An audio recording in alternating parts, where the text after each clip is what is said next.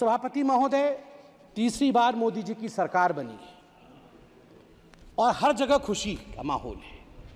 हम भी खुश हैं, स्वाभाविक रूप से सरकार बनी, हम खुश हैं।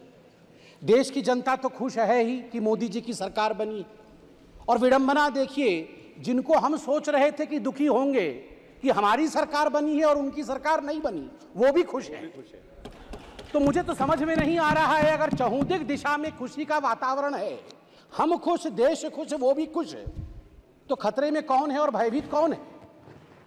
किसी को भयभीत नहीं होना चाहिए बंधु। आप तो खुश हैं, आप तो खुशी जाहिर कर रहे हैं, और डबल खुशी तो हमारे पास है। हमारे पास खुशी इस बात की भी है कि हमने सरकार बनाई है, और खुशी इस बात की भी है कि एलओपी राहुल जी बने। डबल खुशी है। और एक राहुल जी नहीं बने हैं, दो दो राहुल जी। आज एक राहुल जी ने कहा मैं आज एक नहीं हूं, मैं दो। जब एक राहुल से इतना बड़ा एसेट का हमें प्राप्ति हुई थी, आप सोचिए दो राहुल से इस देश को कितना लाभ होगा। और मुझे लगता है हमारे जो विपक्ष के साथी हैं उन्हें भी दो राहुल से बहुत ही लाभ होगा। नहीं, अच्छी बात है। देखिए, राहुल जी एक एसेट हैं, इसमें कोई दो मत नहीं। मुझे लगता है विपक्ष के मेरे साथी भी इससे सहमत होंगे कि Rahul ji is an asset. Now we have double assets. बंधुगण, मुझे कष्ट इस बात का होता है, मित्रों, मुझे कष्ट इस बात की होती है कि ये दुखी इस विषय से नहीं है, ये दुखी इस विषय से नहीं है कि सरकार उनकी नहीं बनी। बिकॉज आज राहुल जी ने कहा है कि मैं खुश हूं, we are happy and we are contented. हमें खुशी है कि हम अपोजिशन में है। वो दुखी इस बात से नहीं है कि सरकार उनकी नहीं बनी, वो दुखी इस बात से है कि ये डूब क्यों नहीं रहे हैं, इनका 400 पार क्यों नहीं हुआ है। मतलब ये खुशी मना रहे हैं इस बात को लेकर कि इनका 400 पार नहीं हुआ है, और इस विषय को लेकर वो दिवाली मना रहे हैं। आप सोच के देखिए, 3 टर्म से समुद्र के गर्त पे पड़े हुए हैं और ऊपर देख रहे हैं कि इनके जहाज में छेद कब होगा, इनके जहाज में छेद कब होगा और ये कब डूबेंगे। ये खुद तैरने की कोशिश नहीं कर रहे हैं। मुझे लगता है कि हमें भी ईश्वर से और आज शिव जी से प्रार्थना करनी चाहिए कि अगर राहुल जी प्रसन्न है, विपक्ष में रह के प्रसन्न है, तो उनकी प्रसन्नता अनंत काल तक बरकरार रहे।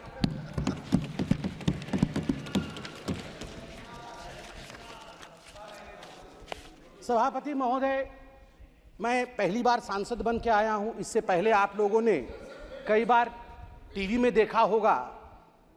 मुझे एक विषय, और यह पक्ष विपक्ष का विषय नहीं है, जब मैं 2010 में बैठता था टीवी पर और डिबेट्स होती थी, तो उस समय जब इलेक्शन डिक्लेयर होते थे तो अमूमन जो विषय उभर के आता था, तुरंत टीवी के एंकर्स के विषय में आज बातचीत हुई तो पहला विषय जो उभरता था कि अरे जातीय समीकरण क्या है, उस फलाने राज्य में चुनाव होने वाला है, वहां का जातीय समीकरण क्या है, वहां का धार्मिक समीकरण क्या है, MY समीकरण बनता है कि नहीं, कितने यादव है, कितने मुसलमान है, कितनी पिछड़ा वर्ग है, कितना अगड़ा वर्ग है।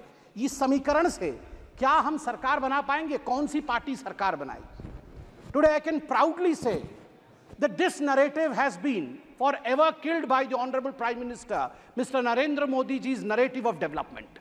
For the first time in the Indian polity's history, the narration today is how many toilets have been constructed, how many Awas Yojanas have been sent to the poor people. पहली बार आज देश में चर्चा का विषय बना है कि देश में आज 12 करोड़ शौचालय है। देश में आज आवास योजना के माध्यम से 4 करोड़ घर पहुंचाए गए हैं। आज पीएम ग्राम सड़क योजना के माध्यम से 7,45,000 किलोमीटर सड़क बनी है। जल जीवन मिशन के माध्यम से 13 करोड़ घरों तक टैप वाटर पहुंचाया गया है। आज ODF 4 लाख से अधिक गांव आज ओपन डिफिकेशन फ्री ग्राम घोषित किए गए हैं। किसान सम्मान निधि आज लगभग 11 करोड़ 47 लाख किसानों को 3 लाख करोड़ रुपए उनके अकाउंट में डायरेक्ट बेनिफिट ट्रांसफर के माध्यम से दिया जा रहा है। Soil health card 23 crore soil health card बनाए गए हैं। उज्ज्वला के माध्यम से 9.5 करोड़ लोगों को गैस कनेक्शन दिया गया है। सबसे बड़ी बात है कि डीबीटी के माध्यम से लगभग 32 लाख करोड़ रुपए लाभार्थियों को दिया जा रहा है। याद करिए, एक ऐसा समय था जब तत्कालीन प्रधानमंत्री राजीव गांधी कहते थे मैं 100 पैसे भेजता हूं, 1 रुपए भेजता हूं, तो मात्र 18 पैसे नीचे पहुंचते हैं, बाकी बीच में ही समाप्त हो जाते हैं।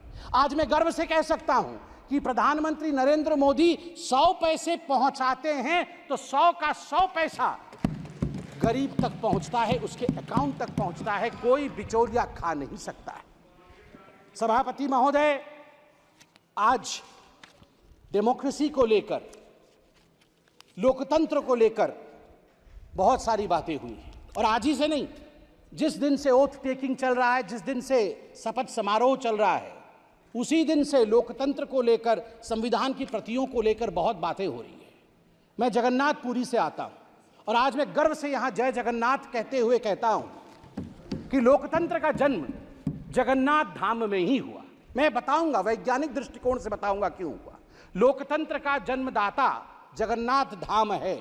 जगन्नाथ मंदिर ने कलिंग के समय लोकतंत्र स्थापित किया। कलिंग अंग बंग कलिंग कहा जाता है। कलिंग के नरेश, कलिंग के राजा, कलिंग के सब कुछ भगवान जगन्नाथ है। वो तो जगत के नाथ हैं, वो तो ब्रह्मांड के नाथ हैं, मगर कलिंग में हम मानते हैं कि हमारे सर्वे सर्वा नारायण स्वयं हैं, जगन्नाथ है। वो रत्न सिंहासन पर बैठते हैं, रत्न सिंहासन से कलिंग का आसन वो संभालते हैं। उनका प्रतिनिधि वहां के गजपति महाराज होते हैं। मगर आप देखिए सुंदरता, लोकतंत्र का जन्म कैसे होता है। जगन्नाथ महाराज भी राजाधिराज जगन्नाथ, इस जगत के नाथ जगन्नाथ, रत्न सिंहासन को त्याग करके साल में एक बार वो रथारूढ़ होते हैं। वो कहते हैं मैं गरीबों से मिलने जाऊंगा, उनके घर तक जाऊंगा, जो मेरे पास नहीं आ सकते हैं मैं उनसे मिलूंगा। यही लोकतंत्र है, यह प्रजातंत्र है। और जब रत्न सिंहासन त्यज करके जगन्नाथ रथारूढ़ होते हैं, रथ पर आते हैं, तो गजपति महाराज, उड़ीसा के जो महाराज हैं, वो अपने हाथ में झाड़ू लेकर खुद जगन्नाथ के आगे झाड़ू चलाते हैं। उस दिन वो सफाई कर्मचारी बन जाते हैं। और गर्व के साथ मैं उत्कल पुत्र उड़ीसा का निवासी कह सकता हूं। इसी कारण से उड़ीसा में जाति प्रथा नहीं है, क्योंकि हमारे राजा को झाड़ू पकड़ना पड़ता है। जगन्नाथ के सामने लोकतंत्र चलती है, और लोकतंत्र की जगन्नाथ की भूमि में राजा भी झाड़ू मारने के लिए बाध्य है। उसे छेरा पहरा कहते हैं। 7 तारीख को रथ यात्रा है, आप देखेंगे राजा स्वयं झाड़ू मार रहे होंगे और तभी जगन्नाथ आगे बढ़ेंगे। यह लोकतंत्र की महिमा है। जब तक सनातन है तब तक लोकतंत्र रहेगा भारतवर्ष में। सभापति महोदय, तीसरी बार मोदी जी की सरकार बनी है और हर जगह खुशी का माहौल है। हम भी खुश हैं, स्वाभाविक रूप से सरकार बनी, हम खुश हैं। देश की जनता तो खुश है ही कि मोदी जी की सरकार बनी। और विडंबना देखिए, जिनको हम सोच रहे थे कि दुखी होंगे कि हमारी सरकार बनी है और उनकी सरकार नहीं बनी, वो भी खुश है। तो मुझे तो समझ में नहीं आ रहा है, अगर चहुंदिक दिशा में खुशी का वातावरण है, हम खुश, देश खुश, वो भी खुश है, तो खतरे में कौन है और भयभीत कौन है? किसी को भयभीत नहीं होना चाहिए बंधु। आप तो खुश हैं, आप तो खुशी जाहिर कर रहे हैं, और डबल खुशी तो हमारे पास है। हमारे पास खुशी इस बात की भी है कि हमने सरकार बनाई है, और खुशी इस बात की भी है कि एलओपी राहुल जी बने। डबल खुशी है। और एक राहुल जी नहीं बने हैं, 2 राहुल जी। आज एक राहुल जी ने कहा मैं आज एक नहीं हूं, मैं 2। जब एक राहुल से इतना बड़ा एसेट का हमें प्राप्ति हुई थी, आप सोचिए 2 राहुल से इस देश को कितना लाभ होगा। और मुझे लगता है हमारे जो विपक्ष के साथी हैं उन्हें भी 2 राहुल से बहुत ही लाभ होगा। नहीं, अच्छी बात है। देखिए, राहुल जी एक एसेट हैं, इसमें कोई दो मत नहीं। मुझे लगता है विपक्ष के मेरे साथी भी इससे सहमत होंगे कि Rahul ji is an asset. Now we have double assets. बंधुगण, मुझे कष्ट इस बात का होता है, मित्रों, मुझे कष्ट इस बात की होती है कि ये दुखी इस विषय से नहीं है, ये दुखी इस विषय से नहीं है कि सरकार उनकी नहीं बनी। बिकॉज आज राहुल जी ने कहा है कि मैं खुश हूं, we are happy and we are contented, हमें खुशी है कि हम अपोजिशन में है। वो दुखी इस बात से नहीं है कि सरकार उनकी नहीं बनी, वो दुखी इस बात से है कि ये डूब क्यों नहीं रहे हैं, इनका 400 पार क्यों नहीं हुआ है। मतलब ये खुशी मना रहे हैं इस बात को लेकर कि इनका 400 पार नहीं हुआ है, और इस विषय को लेकर वो दिवाली मना रहे हैं। आप सोच के देखिए, 3 टर्म से समुद्र के गर्त पे पड़े हुए हैं और ऊपर देख रहे हैं कि इनके जहाज में छेद कब होगा, इनके जहाज में छेद कब होगा और ये कब डूबेंगे। ये खुद तैरने की कोशिश नहीं कर रहे हैं। मुझे लगता है कि हमें भी ईश्वर से और आज शिव जी से प्रार्थना करनी चाहिए कि अगर राहुल जी प्रसन्न है, विपक्ष में रह के प्रसन्न हैं तो उनकी प्रसन्नता अनंत काल तक बरकरार रहे।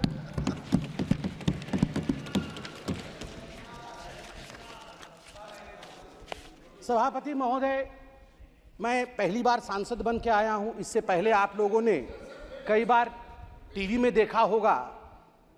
मुझे एक विषय, और यह पक्ष विपक्ष का विषय नहीं है, जब मैं 2010 में बैठता था टीवी पर और डिबेट्स होती थी तो उस समय जब इलेक्शन डिक्लेयर होते थे तो अमूमन जो विषय उभर के आता था, तुरंत टीवी के एंकर्स के विषय में आज बातचीत हुई तो पहला विषय जो उभरता था कि अरे जातीय समीकरण क्या है, उस फलाने राज्य में चुनाव होने वाला है, वहां का जातीय समीकरण क्या है, वहां का धार्मिक समीकरण क्या है, MY समीकरण बनता है कि नहीं, कितने यादव है, कितने मुसलमान है, कितनी पिछड़ा वर्ग है, कितना अगड़ा वर्ग है। इस समीकरण से क्या हम सरकार बना पाएंगे, कौन सी पार्टी सरकार बनाएगी। टुडे आई कैन प्राउडली से that this narrative has been forever killed by the Honorable Prime Minister, Mr. Narendra Modi ji's narrative of development.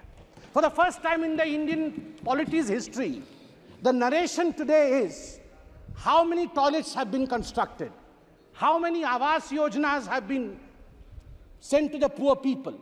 पहली बार आज देश में चर्चा का विषय बना है कि देश में आज 12 करोड़ शौचालय है। देश में आज आवास योजना के माध्यम से 4 करोड़ घर पहुंचाए गए हैं। आज पीएम ग्राम सड़क योजना के माध्यम से 7,45,000 किलोमीटर सड़क बनी है। जल जीवन मिशन के माध्यम से 13 करोड़ घरों तक टैप वाटर पहुंचाया गया है। आज ODF 4 लाख से अधिक गांव आज ओपन डिफिकेशन फ्री ग्राम घोषित किए गए हैं। किसान सम्मान निधि आज लगभग 11 करोड़ 47 लाख किसानों को 3 लाख करोड़ रुपए उनके अकाउंट में डायरेक्ट बेनिफिट ट्रांसफर के माध्यम से दिया जा रहा है। Soil health card 23 crore soil health card बनाए गए हैं। उज्ज्वला के माध्यम से 9.5 करोड़ लोगों को गैस कनेक्शन दिया गया है। सबसे बड़ी बात है कि DBT के माध्यम से लगभग 32 लाख करोड़ रुपए लाभार्थियों को दिया जा रहा है। याद करिए, एक ऐसा समय था जब तत्कालीन प्रधानमंत्री राजीव गांधी कहते थे मैं 100 पैसे भेजता हूं, 1 रुपए भेजता हूं, तो मात्र 18 पैसे नीचे पहुंचते हैं, बाकी बीच में ही समाप्त हो जाते हैं। आज मैं गर्व से कह सकता हूं कि प्रधानमंत्री नरेंद्र मोदी 100 पैसे पहुंचाते हैं तो 100 का 100 पैसा गरीब तक पहुंचता है, उसके अकाउंट तक पहुंचता है, कोई बिचौलिया खा नहीं सकता है। सभापति महोदय, आज डेमोक्रेसी को लेकर, लोकतंत्र को लेकर बहुत सारी बातें हुई हैं और आज ही से नहीं, जिस दिन से ओथ टेकिंग चल रहा है, जिस दिन से शपथ समारोह चल रहा है, उसी दिन से लोकतंत्र को लेकर, संविधान की प्रतियों को लेकर बहुत बातें हो रही है। मैं जगन्नाथपुरी से आता हूं और आज मैं गर्व से यहां जय जगन्नाथ कहते हुए कहता हूं कि लोकतंत्र का जन्म जगन्नाथ धाम में ही हुआ। मैं बताऊंगा, वैज्ञानिक दृष्टिकोण से बताऊंगा क्यों हुआ। लोकतंत्र का जन्मदाता जगन्नाथ धाम है। जगन्नाथ मंदिर ने कलिंग के समय लोकतंत्र स्थापित किया। कलिंग अंग बंग कलिंग कहा जाता है। कलिंग के नरेश, कलिंग के राजा, कलिंग के सब कुछ भगवान जगन्नाथ है। वो तो जगत के नाथ हैं, वो तो ब्रह्मांड के नाथ हैं, मगर कलिंग में हम मानते हैं कि हमारे सर्वे सर्वा नारायण स्वयं हैं, जगन्नाथ है।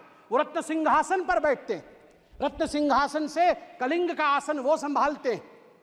उनका प्रतिनिधि वहां के गजपति महाराज होते हैं।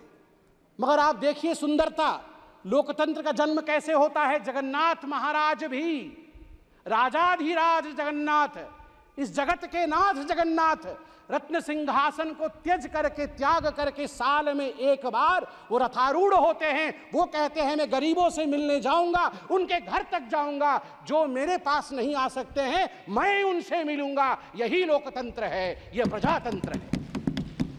और जब रत्न सिंहासन त्यज करके जगन्नाथ रथारूढ़ होते हैं, रथ पर आते हैं, तो गजपति महाराज, उड़ीसा के जो महाराज हैं, वो अपने हाथ में झाड़ू लेकर खुद जगन्नाथ के आगे झाड़ू चलाते हैं। उस दिन वो सफाई कर्मचारी बन जाते हैं। और गर्व के साथ मैं उत्कल पुत्र उड़ीसा का निवासी कह सकता हूं, इसी कारण से उड़ीसा में जाति प्रथा नहीं है, क्योंकि हमारे राजा को झाड़ू पकड़ना पड़ता है। जगन्नाथ के सामने लोकतंत्र चलती है और लोकतंत्र की जगन्नाथ की भूमि में राजा भी झाड़ू मारने के लिए बाध्य है। उसे छेरा पोहरा कहते हैं। 7 तारीख को रथ यात्रा है, आप देखेंगे राजा स्वयं झाड़ू मार रहे होंगे और तभी जगन्नाथ आगे बढ़ेंगे। यह लोकतंत्र की महिमा है। जब तक सनातन है तब तक लोकतंत्र रहेगा भारतवर्ष में।